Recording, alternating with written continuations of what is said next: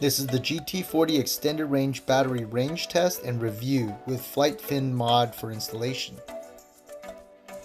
For a detailed installation guide, you can go to Mario Contino's YouTube page. I'll go ahead and put the link in the description below. Before we get to the review, here are some installation tips and how to get flight fins to fit. First of all, this is how the foam piece goes on the circuit board. The manufacturer's guide does a poor job describing how the foam needs to be oriented. If you have flight fins, this is what you need to do to modify your flight fins to get this kit to work. Use a Dremel tool to sand a small semicircle in the base of your flight fin fender. Make sure not to take too much material out or you will compromise the structural integrity of the fender. Take your time to take off just enough materials so that your flight fin fender will fit around the GT40 power plug. And now here is my GT40 range test and review. Here's some stats for your consideration. I weigh about 155 pounds. My tire pressure was 15.5 pounds. Elevation gain during this test was 154 feet. My average speed was 9.3 miles per hour with a top speed of 16.6 miles per hour. Ambient temperature was between 57 degrees Fahrenheit and 62 degrees Fahrenheit, and there was a strong headwind on my return leg. This is the board that I tested on.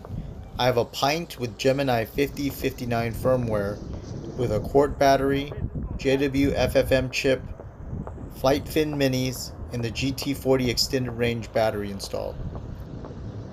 Here are the results of some previous range tests I've done. With a stock battery, I was able to get 5 to 10 miles. With a Quart battery, I was able to get 10 to 12.3 miles. The GT40 is advertised to go 40 kilometers or 25 miles with a stock battery, and is supposed to go 57.5 kilometers or 37.5 miles with a Quart battery. So based off all the information I read and knowing my riding style, I thought I was going to get an estimated range of 25 to 30 miles with the GT40 plus Quart battery. In actuality, I only got between 14 and 24.2 miles out of the GT40 plus Quart battery. Now you may be asking yourself, why is there such a discrepancy? Well, the 14-mile result is an extreme riding scenario where I had a lot of elevation changes and steep inclines. So it is not your typical ride, but just be aware that you can get such a low result if you really push forward. I think the reality is that most likely you will get 19 to 24.2 miles range with the GT40 and Quart battery with moderate riding. Honestly, I think the only way you're going to get that 37.5 mile advertised riding range is if you have 20 psi tire pressure on a flat surface and you're just cruising along, which I think for most people is not a real world scenario. Now, for some tips and observations. First, as listed on the gtmod.com website, you cannot run the board with the Onewheel app on. They say to kill the app and then cycle the board. If you do run the app while riding, your board will give you an error code 16 and you will need to power cycle the board. However, I was able to run the app while stopped to check battery life and just kill the app without having to cycle the board. I did not get error code 16 when I did that. Now, this next one's a big one. The location of the power plug on the side of the GT40 is a glaring design flaw in my opinion. It makes the power plug prone to shearing off whenever the board falls onto the right side. I will be looking into making an aftermarket solution, so keep an eye on the channel for any updates. Alright, so here are my final thoughts. The GT40 runs at $279. The Quart battery is $325 from Shy Battery Systems.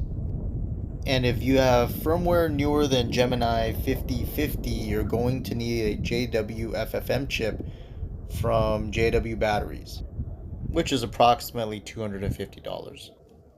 I think that if you own a Pint already, that if you need to do an battery upgrade, I would suggest the Quart battery upgrade first, just because it doesn't change the profile of the board and you can still go off-roading and you can be rough on it and you don't have to worry about damage anything. But if you need extra range, then I would suggest investing in the GT40 if you like cruising long distances. Basically, if I plan to go anywhere where I plan to be rough on the board, I just unplug the GT40 and take it off the board. But if I plan to go on a long cruise like you're seeing in the video, along a boardwalk where I'm not going to be taking any tumbles or spills or trying any tricks, then I'll go ahead and put the GT40 on and get the extra range. I hope this video answers all your questions about the GT40. Before you go, please subscribe to my channel and click the bell for notifications and help support my channel. Thank you for watching and see you next time.